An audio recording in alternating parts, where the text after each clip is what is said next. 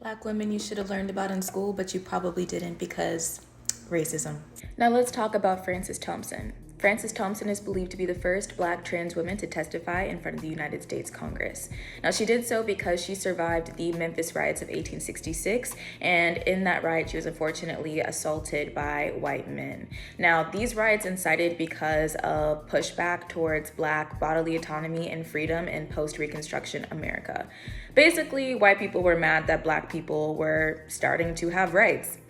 Sound a little familiar? So it is important to look at historical records, right? Because her birth records maintain that she was assigned the gender male at birth. However, she maintained throughout her life that she was double sex, or as we know it today, intersex.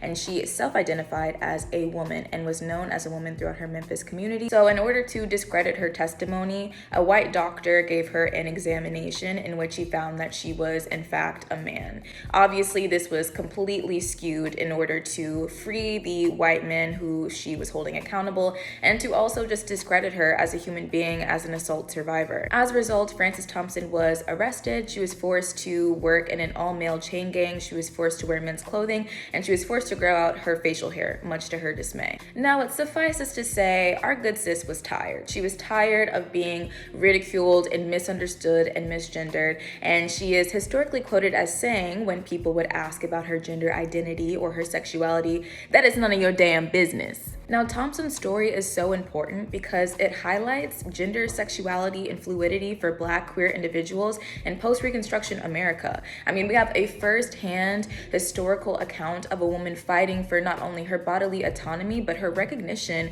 as a queer individual. Yet, we don't learn about it in school, and it's a story that has been buried in the recesses of history.